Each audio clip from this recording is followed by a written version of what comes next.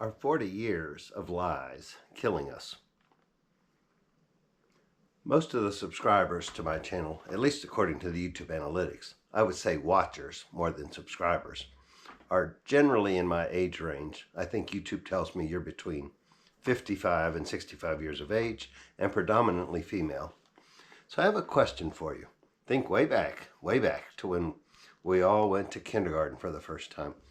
Do you remember your kindergarten class? I don't remember a lot about it. Of course, I've had a stroke, so there's a, what do they call it, traumatic brain injury. I don't always remember stuff from my childhood. But anyway, the general theme is that we have all gotten larger over time. So I have a question for you, and I want you to stop and write it in the comments below. It doesn't have to be kindergarten, but think back to your childhood when you were in kindergarten, elementary school, whatever they called it, grade school, even middle school, whatever they called it in your country, city, origin, wherever you're from. Think of how many obese children there were in your class. And I want you to write a number down in the comments below. And I don't mean just a chubby kid, I mean a really chubby kid.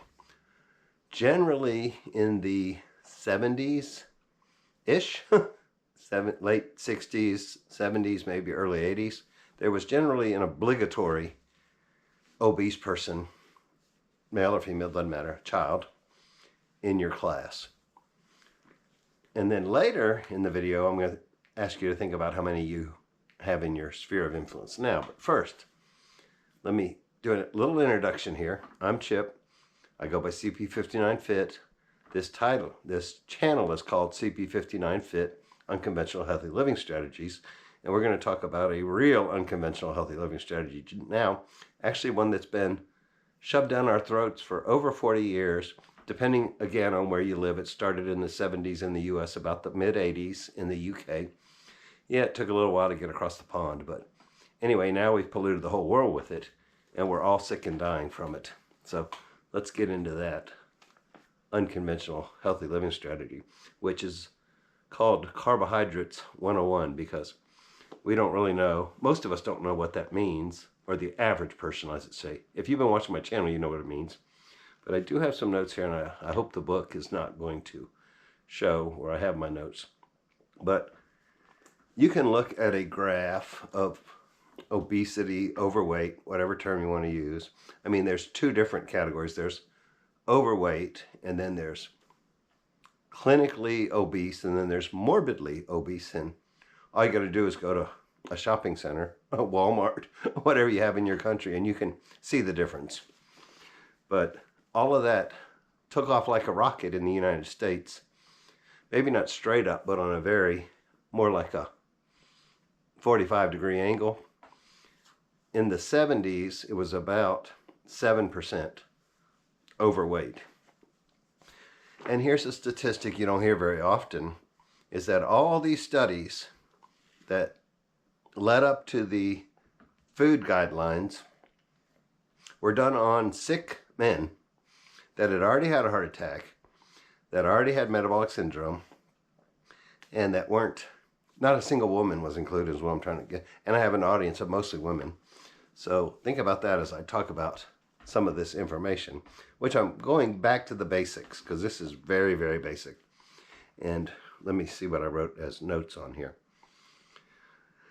Okay, around 1972 or 70, I think it was 74, I think 73, the McGovern Commission, who was a U.S. senator who failed to be elected president.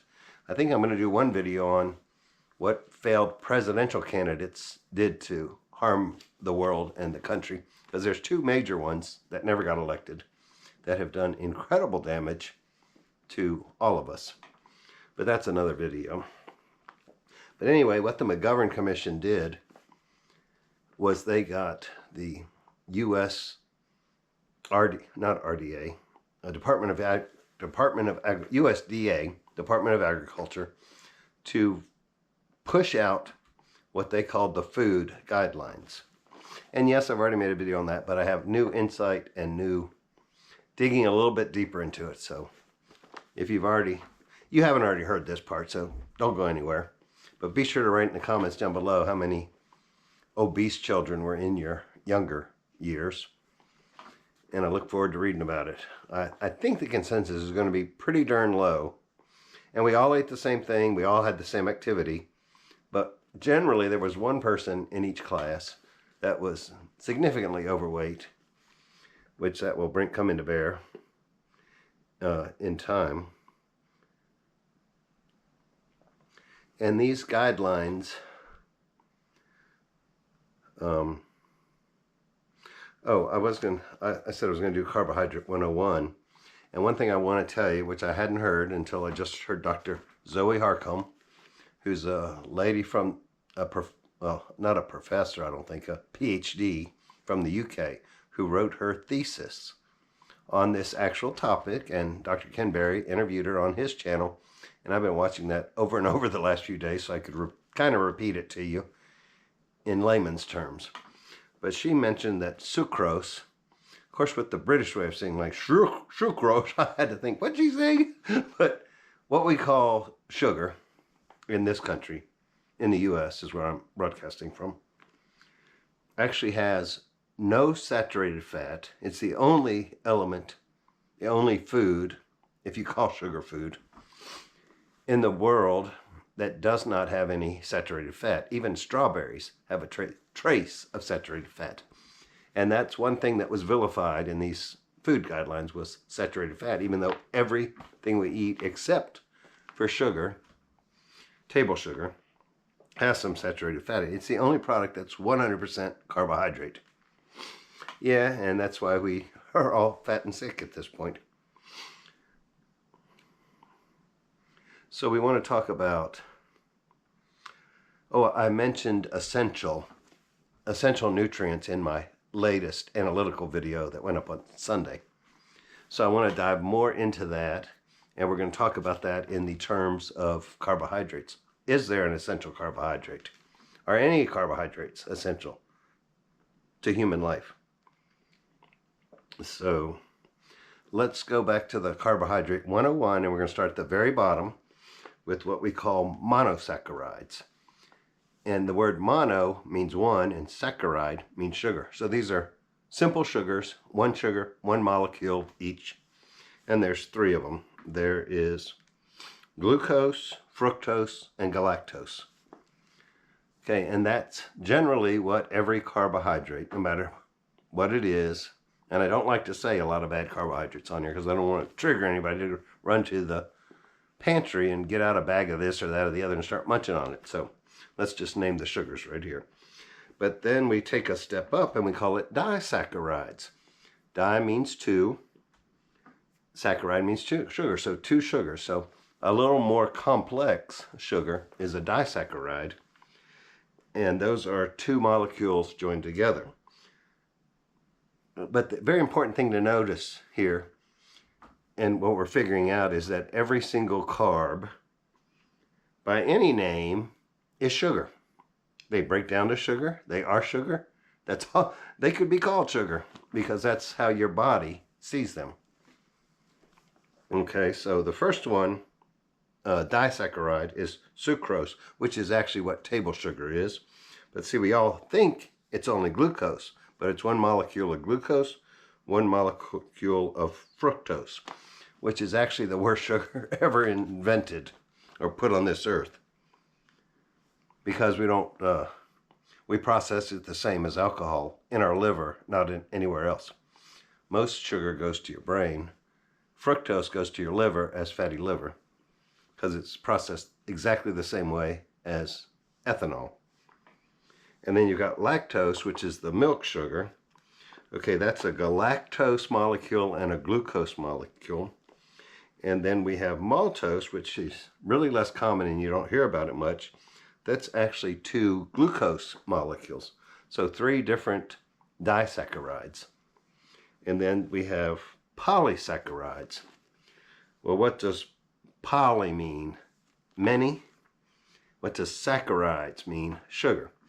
Here's another thing I like to kind of make a joke out of. Politics, okay? Poly, many, ticks. Yeah, you'll figure it out. I'm sure whatever country you're in, the politics is about the same. So we have many blood-sucking creatures in our capitals. And I helped get a lot of them get there, at least in the state of Texas, or from the state of Texas. But polysaccharides, is many sugars that all break down into these simple sugars, because you only got the 3 building blocks that make all this stuff. And then they break down into what's called digestible and indigestible. The digestible polysaccharides are what we use in our body, called glycogen. That's in humans. And in plants, it's called starch. So in fact, most of the food pyramid or the food guideline or the My Plate or whatever they're calling it, this data, push it down your throat, basically tells you, forget about the eggs, forget about the bacon, forget about the steak, eat the starchy stuff. So that's the polysaccharide sugar in plants, is starch. And then those, that was the digestible kind. Then you got the indigestible kind. What do you think that's called? That is called fiber. I mean, basically the same. They could be used interchangeably, because we've always been told that fiber is necessary. Make you poop more? Who really wants more stuff trying to get out a small hole at the end of the pipe? But anyway, we've been sold it hook, line, and sinker. So another way to say it is many sugars that are indigestible. Now, fiber comes in 2 forms. There's soluble, which is actually the oats, which swell in water. Yeah, that's supposed to help things move faster too. If you swell up something big to get it through a small hole, I mean, we do that all the time, right? Not. Then you got insoluble, which is bran, and bran flakes and anything from bran just means it doesn't swell in water. So you could ask the question, why would many sugars that I can't digest be good for me? So anyway, polysaccharide, many sugars, i.e. fiber, indigestible polysaccharide, indigestible fiber. And that was the whole reason fiber was thought to be good for you, is because you didn't digest it. It was good for weight loss, all this low-fat crap that made us all fat and sick, because they poo-pooed on saturated fats and high-fat meats. Told you to eat that fiber that you couldn't digest, and then you lose weight. Well, what happened? We didn't lose weight. And there was actually a quote from the U.S. panel on macronutrients. Well, carbohydrates is one of 3 macronutrients. There's fat, there's protein, and there's carbohydrates. That's the only 3. A lot of this stuff falls into 3s. 3 sugars, 3 macronutrients. And, okay, so there was a U.S. panel on micronutrients in 2005. And they had a very novel quote that has been all over the world. And that's what I forgot to say. In the 70s, the food guidelines were released in the U.S. It took to about 1984 to get to the U.K. And with a lot of the world back then wanted to be like America. I'm not sure that's still the same today. But our stuff started trickling across the pond, and before the government there really promoted it. So their obesity did not shoot up like a rocket like ours did. It did grow, and it's still growing, but it wasn't quite as fast, because it wasn't a switch, like a light switch. It was a slow introduction and then a switch. And that's all documented. But here's the quote from the U.S. panel on macronutrients in 2005. The lower level of dietary carbohydrates compatible with life apparently is 0, provided that adequate amounts of protein and fat are consumed. So what does that say in layman's terms? Is that you don't need to eat any carbohydrates as long as you eat fat and protein. Okay, so that also says that there is no essential carbohydrate.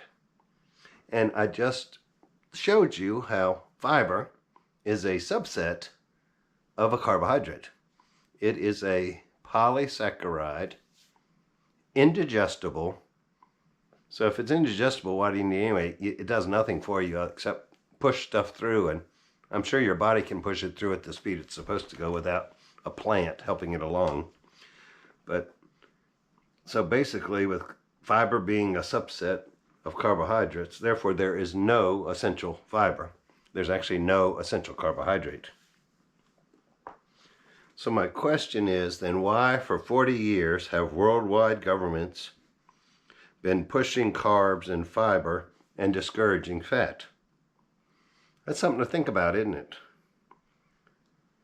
And I also want you to think about, maybe comment below, how many obese people are in your sphere of influence today, especially compared to what you remember from junior high, grade school, kindergarten, whatever you call it, whatever you want to call it, whatever year.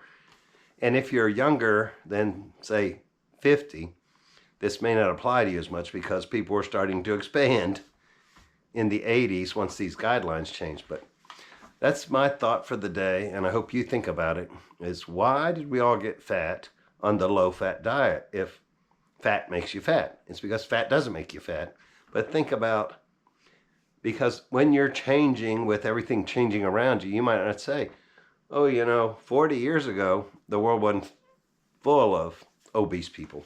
You can even see pictures from the 70s at the beach, even in line for the Star Wars film. There's not a single fat person in line, and those are all high school kids. So anyway, it's something to think about, and beware of what you eat. Concentrate on protein. Don't shy away from the fat, and that will help you lose weight. I'm Chip, CP59 Fit, signing off. This should go up on Wednesday, July 31st, so the last video of July on my 10X Summer Challenge. I'll see you on Sunday. Thanks. Bye-bye.